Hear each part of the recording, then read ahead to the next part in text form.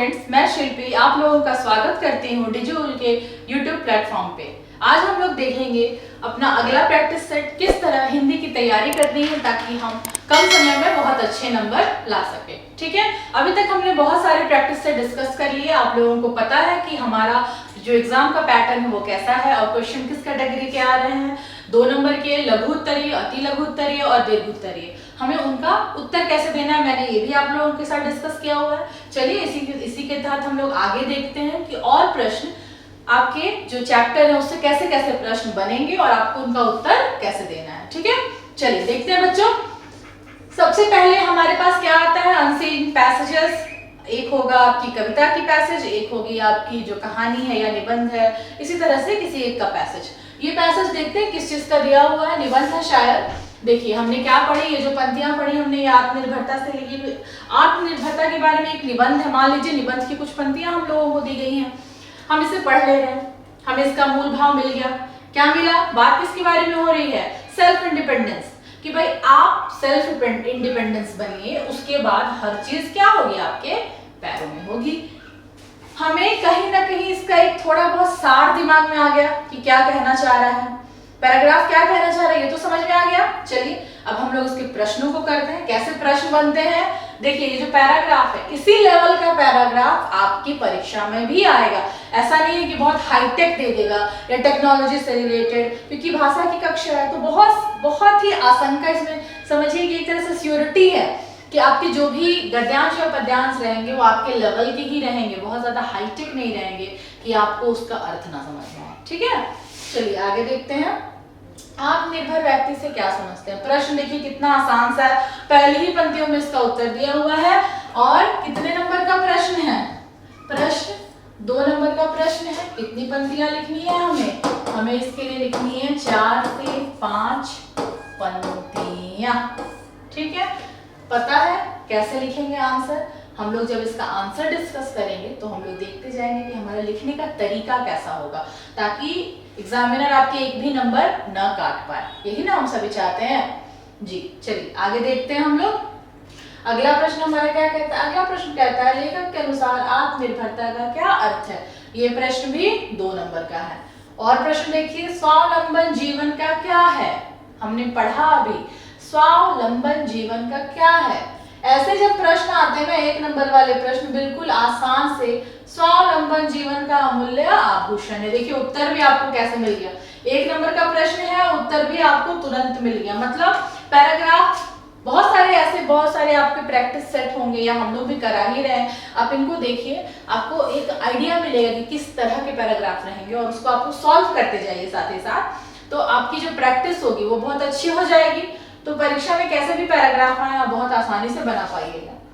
चलिए आगे देखते हैं। जीवन के हर क्षेत्र में निरंतर कामयाब कौन होता है। कौन होता है कामयाब, यहाँ पर दिया हुआ है कि जो व्यक्ति आत्मनिर्भर होता है। 1 नंबर का प्रश्न है। अब चलिए देखिए, अनसीन पोएट्री आ गई। हंस लो 2 क्षण खुशी मिलेगा, वरना जीवन भर क्रंदन है। मैंने क्या बोला, शब्दों को ये करिए जिसका मीनिंग नहीं पता। क्रंदन मतलब रोना, रोता है ना जीवन भर आदमी, बहुत सारी चीजों के लिए रोता है। कभी कुछ कोई डिससेटिस्फाइड रहते हैं कुछ लोग, वो बोलते हैं भाई सब कुछ मिल गया, उसके बाद भी उनसे पूछेंगे ना कि आप खुश हैं भैया, तो उनका पता है क्या जवाब रहेगा कि नहीं भाई मुझे ये नहीं मिला, मुझे वो नहीं मिला। मतलब एक कंप्लेन लाइफ लॉन्ग चलती रहती है हमारी।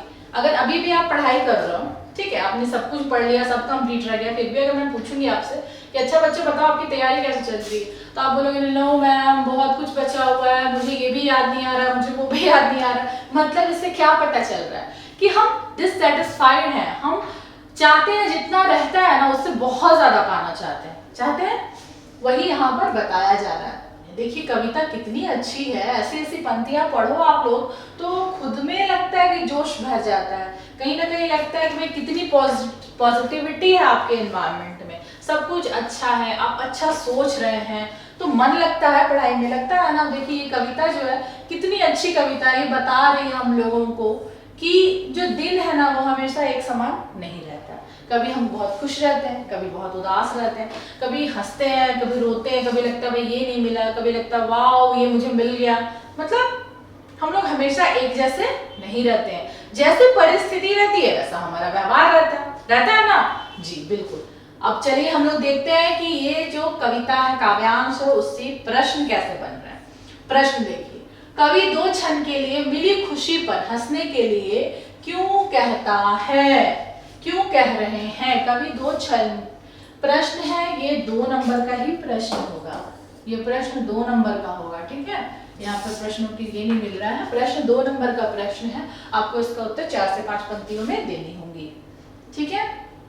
चलिए अगला प्रश्न देखिए, इस काव्यांश में संसार की किस वास्तविकता को प्रस्तुत किया गया है। आप लोगों के सामने जब कभी भी ऐसे प्रश्न रहेंगे तो आप लोगों को करना क्या है ना कि प्रश्न के जो मार्क्स हैं उसके अकॉर्डिंग ही आंसर हम लोग देते हैं। 2 नंबर के प्रश्न है तो 4 से 5 पंक्तियों में आपका उत्तर होना चाहिए और आपके अपने शब्दों में आपने क्या समझा, क्योंकि जो एग्जामिनर है ना वो कॉपी जब चेक करते हैं वो लोग, तो वो लोग देखते हैं, आप पढ़िए किसी का भी आंसर, आपको पता चल जाएगा कि ये बच्चे का रटा हुआ है, ये बच्चे ने खुद से लिखा है, तो ये उन सारी चीजों पर भी आपकी मार्किंग होती है। अपने खुद से अपने विचारों को जितना अच्छा आप प्रकट करोगे आपको मार्क्स उतने अच्छे मिलेंगे, ठीक है। चलिए हम लोग आगे देखते हैं, धरती का कण-कण कौन सी गाथा सुना रहा है।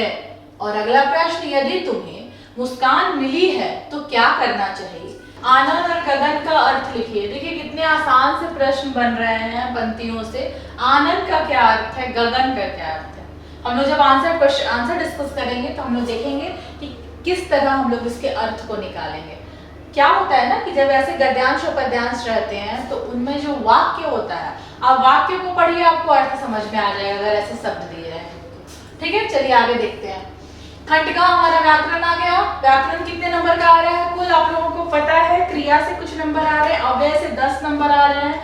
बहुत जरूरी बात है कि अव्यय से 10 प्रश्न आ रहे हैं, क्रिया से 4 या 5 प्रश्न रह रहा है और वाक्य से भी आपके कभी कभी 10 रह रहे हैं, कभी कभी 8 प्रश्न रह रहे हैं। देखिए व्याकरण से कितने ज्यादा प्रश्न बन रहे हैं। हम लोग देखते हैं, माली फूल तोड़ रहा है, क्रिया के भेद का नाम बताइए। माली फूल तोड़ रहा है, सकर्मक है, सकर्मक है। हम लोग इसका आंसर डिस्कस करेंगे, देखेंगे किस तरह हम लोग जाने कि ये सकर्मक है, ये अकर्मक है, क्रिया क्या है, हम लोग ये सब डिस्कस करने वाले हैं। चलिए आगे देखते हैं, हमारा अगला प्रश्न क्या कहता है। 1 नंबर का प्रश्न होगा ये, बलवान व्यक्ति कुश्ती लड़ रहा है, क्रियापद छांट कर लिखिए। बहुत ही आसान है, आप लोग खुद ही बता सकते हैं। माँ भोजन बना रही है, क्रियापद छांट कर लिखिए। देखिए ऐसे प्रश्नों में क्या है ना, जब हम लोग उसका आंसर देखेंगे तो हम लोग साथ साथ देखते चलेंगे क्रिया क्या है, उसके भेद क्या है, किस तरह से हम लोग समझेंगे इन सारी चीजों को, ठीक है। अगला प्रश्न देखते हैं, अव्यय। अव्यय क्या है, मैं आपको शुरू से बताती आ रही हूँ कि अव्यय को दिमाग में रखिए।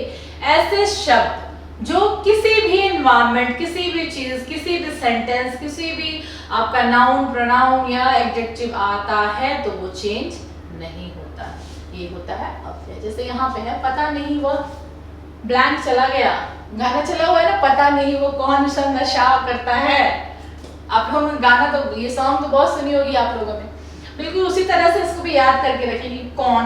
कौन भी आएगा आपका अव्यय में, लेकिन यहाँ क्या भरा जाएगा, पता नहीं वो ब्लैंक चला गया। क्या होगा, अपने दिमाग से क्वेश्चन करिए, आप इसका आंसर तुरंत दे पाइएगा। हम लोग वैसे आंसर डिस्कस भी करने वाले हैं। अगला प्रश्न देखिए, मैंने तो रिक्त स्थान ब्लैंक नहीं किया। अनुराग ब्लैंक विद्यालय जाता है, वह ब्लैंक सच बोलता है। अब आप देखिए एक एक नंबर, एक एक एक, कितने नंबर, 4 मार्क्स है ना। 4 मार्क्स के प्रश्न किससे आए, अव्यय से आए, ठीक है। और कभी कभी क्या होता है, यहाँ एक प्रश्न बन जाता है, अव्यय क्या है, ठीक है, ये पूछता है। साथ साथ पूछता है अव्यय के भेद बताइए, भेद बताइए, और ये प्रश्न दे देता है आपको 6 नंबर में। या क्या करता है, यहाँ पे 6 नंबर के ये प्रश्न रहता है और ये प्रश्न 4 नंबर में दे देता है। समझ में आ रहा है कि अव्यय क्या है, अव्यय के भेद बताइए। 4 नंबर में ये प्रश्न आ सकता है। बिल्कुल अच्छी तैयारी करनी है आप लोगों को और एकदम क्या बोला जाए, दिमाग में बस जाना चाहिए अव्यय क्या है।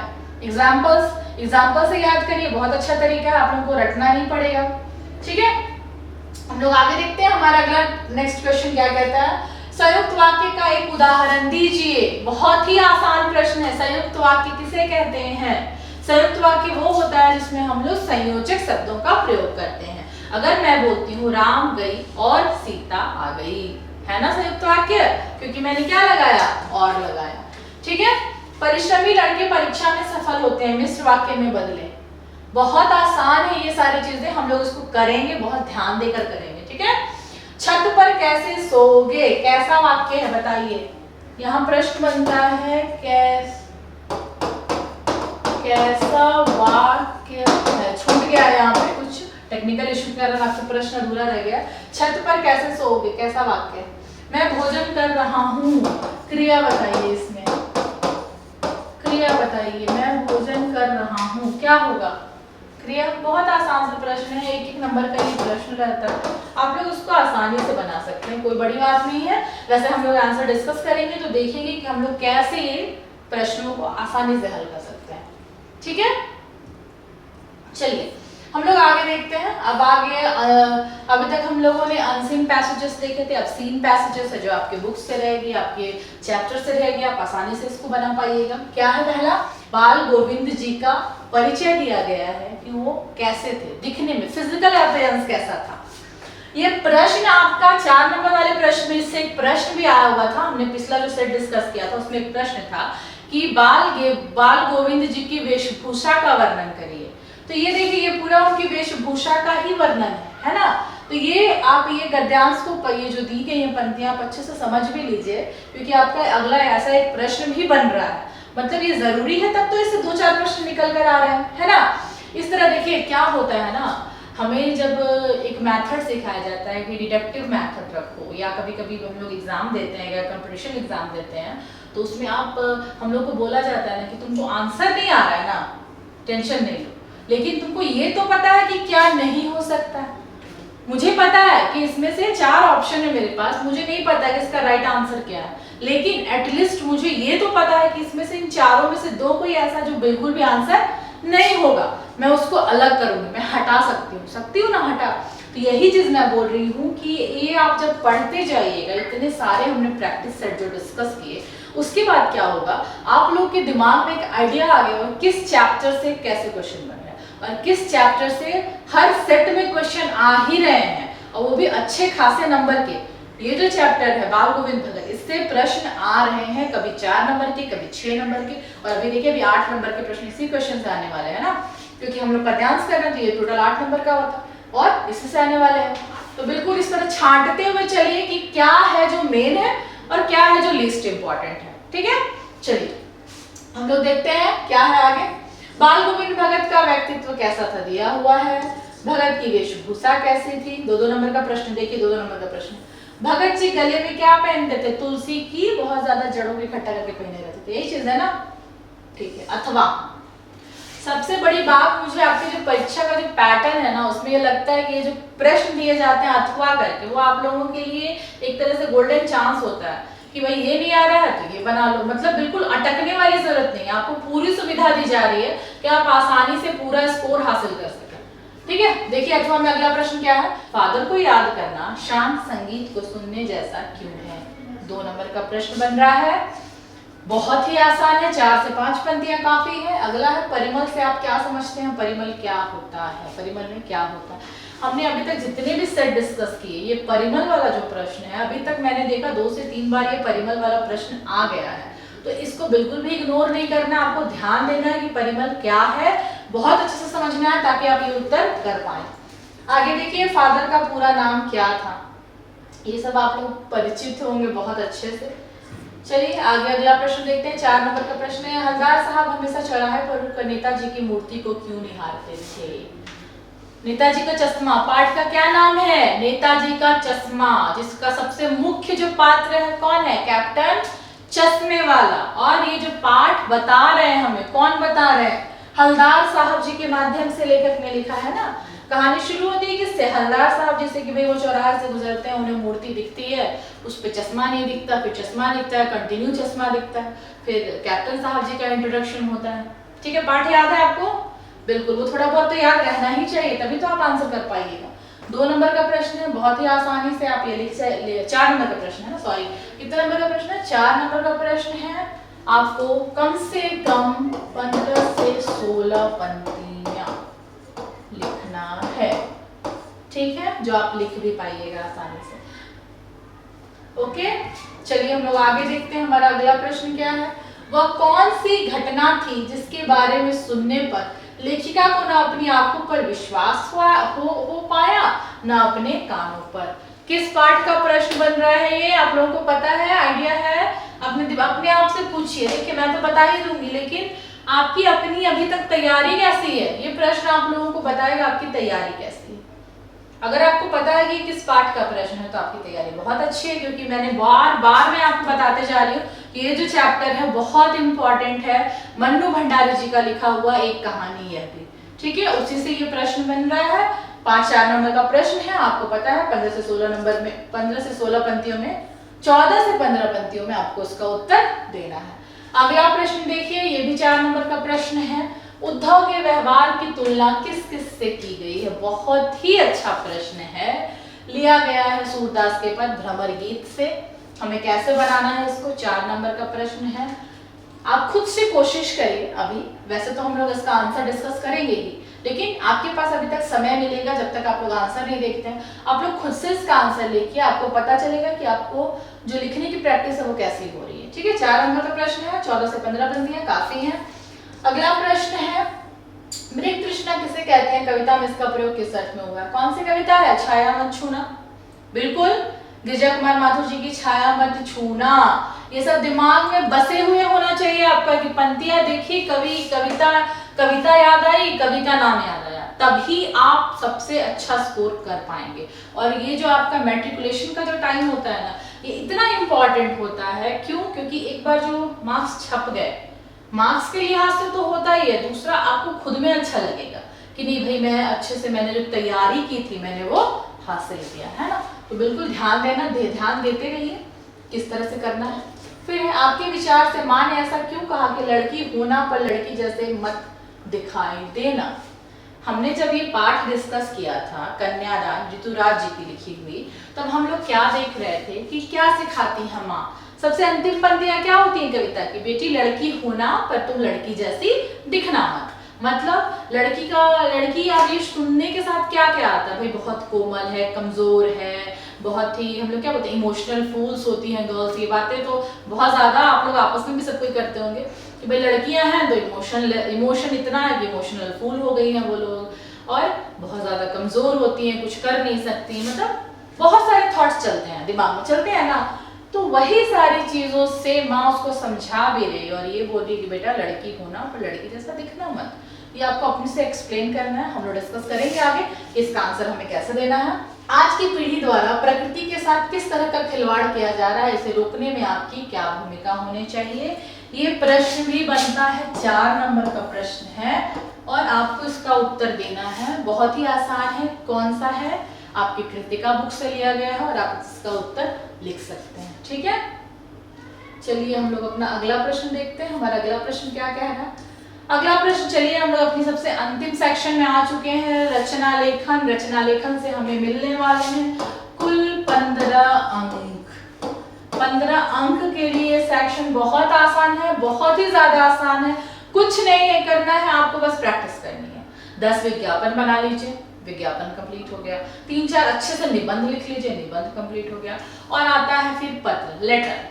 क्या करिए, कुछ लेटर्स मम्मी पापा को लिख लीजिए, कुछ लेटर्स अपने प्रिंसिपल्स को लिख लीजिए, और कुछ लेटर्स बिल्कुल ऑफिशियली कि भाई जिलाधीश को लिख लिया, या फिर कलेक्टर साहब को लिख लिया, या फिर दरोगा जी को लिख लिया, कुछ प्रॉब्लम्स को लिख कंप्लीट। ये सेक्शन सबसे इजी है और 15 नंबर बिल्कुल आपके रखे हुए हैं।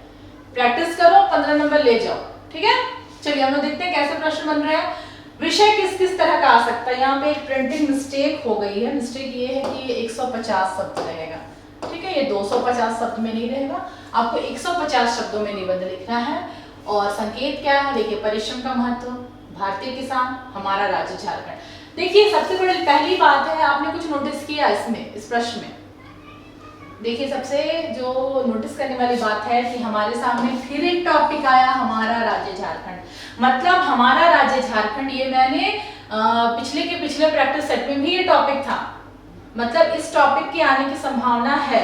तो आप जब प्रैक्टिस करने के लिए लिखिएगा तो इस पर तो एक लिख ही लीजिए निबंध, ताकि आपकी जो पूरा तरीका है लिखने का वो क्लियर हो जाए, आपको कुछ पॉइंट्स से दिमाग में याद हो जाएंगे। रटना नहीं है, आप लिखोगे ना आपको खुद ब खुद वो याद हो जाएगा। इसको आप एक रखो हाईलाइट कि हाँ ये मुझे लिखना है। आज ही क्या करोगे आप लोग, वीडियो देखो, फटाफट इसको लिखो, अपने आप देखो कि आपने कैसा लिखा। ठीक है, चलिए हम लोग देखते हैं कैसे लिखेंगे हम लोग। कुछ संकेत बिंदु दिए हुए हैं।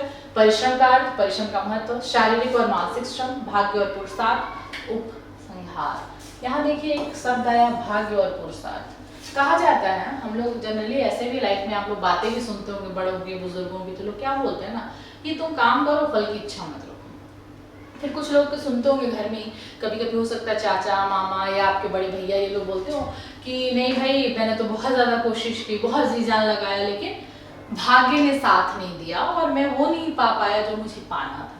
तो यहाँ पर वही चीज़ है कि आपको बताना है कि ठीक है आप भाग्य पे बिलीव कर रहे हैं, सही बात है, लेकिन सबसे ज्यादा जो इम्पोर्टेंट है वो क्या होता है, आपका अपना कर्म। आप किस तरह से उस चीज के पीछे लग रहे हैं, आपका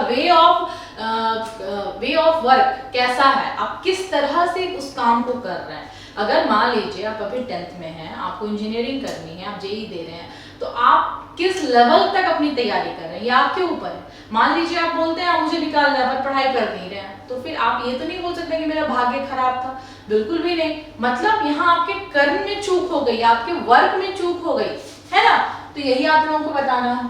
समझ में आ रहा है। भारतीय किसान बहुत ही हाईलाइटेड टॉपिक है आज का, क्योंकि पता है देश में क्या हो रहा है, किसान आंदोलन भी चल रहा है। तो आप उससे कितने सहमत हैं ना सहमत है वो सारी अलग बातें, उसको छोड़ दीजिए, लेकिन आप इस चीज से तो सहमत होंगे कि किसान आपके भारत का, ये पूरे विश्व का एक अन्न उपजाने का सबसे मूल स्रोत है। सोचिए वो चीज को पैदा करता है जो मूलभूत आवश्यकता है, हमारी एसेंशियल चीज है, वो बिना खाने के हम लोग नहीं रह सकते।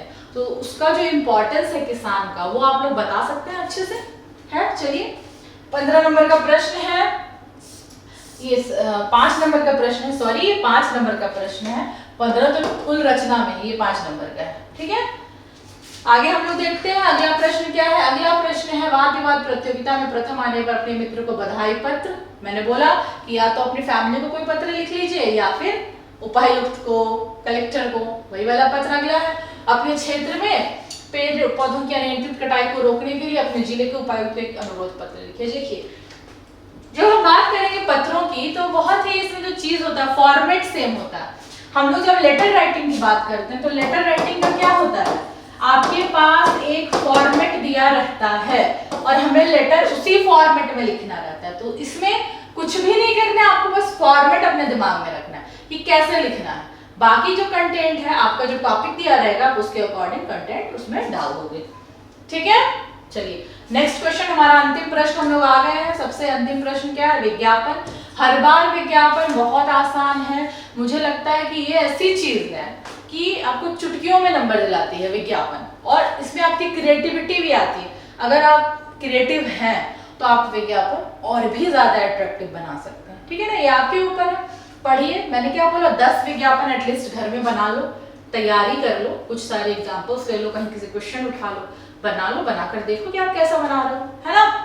चलिए ये भी 5 नंबर का प्रश्न है। कितने नंबर का प्रश्न है, 5 नंबर का प्रश्न है। चलिए अब हम लोग क्या देखते हैं, हम लोग देखते हैं कि हमने अब बहुत सारे प्रैक्टिस सेट सॉल्व कर लिए। ठीक है, इसका बस आंसर बचा है, हम लोग अगली क्लास में उसको भी कंप्लीट कर लेंगे। उसके बाद हम लोग अपने टॉपिक पर आएंगे। एक एक टॉपिक, आपका जो ग्रामर पोर्शन है या कविता पोर्शन है, उसको हम लोग बहुत डिटेल में डिस्कस करेंगे। आप लोगों को कहीं भी कोई भी दिक्कत नहीं आएगी। हमारे प्लेटफॉर्म से जुड़े रहिए और देखिए, सीखिए, क्योंकि सीखना सबसे जरूरी चीज है और सीखने में मजा आता है। मजा आता है ना, जिस तरह आप लोग पढ़ते हो ना और बोलते हो कि भाई पढ़ाई बोरिंग है या फिर लैंग्वेज पेपर बोरिंग है, तो ऐसा बिल्कुल नहीं है। लैंग्वेज पेपर बिल्कुल बोरिंग नहीं है। कभी आप बैठो बारिश के दिनों में, घर पर बैठो, खिड़की से बाहर देखो, तो जो बारिश में जो दृश्य दिखता है ना, उसको देखो, देख रहे हो आप, दिमाग में जो आता है उसको लिख दो पन्ने पर, पंक्तियों में लिख दो, पद में लिख दो, तुक बना दो, फिर आप देखो आप कितने क्रिएटिव, आप कभी बन गए। कितना कठिन था कभी बनना, नहीं था ना, बिल्कुल आसान है। लैंग्वेज आपको जोड़ती है, किससे, खुद से। आप जो बोलना चाहते हैं ना उसको आप कितने अच्छे से सजा कर इम्प्रेसिव वे में दूसरे तक पहुंचा रहे हैं। आपको ये क्या सिखाता है? ये आपको लैंग्वेज सिखाता है। तो बिल्कुल भी डरने की जरूरत नहीं है कि हिंदी हो या इंग्लिश हो, बिल्कुल टफ नहीं है, बहुत आसान है और बहुत प्यारा सब्जेक्ट है। पढ़िए, सीखिए और जुड़े रहिए। इस बार पूरे के पूरे 90 से पार नंबर लाने हैं ना। चलिए ठीक है, थैंक यू। हम लोग मिलते रहेंगे आगे। Thank you.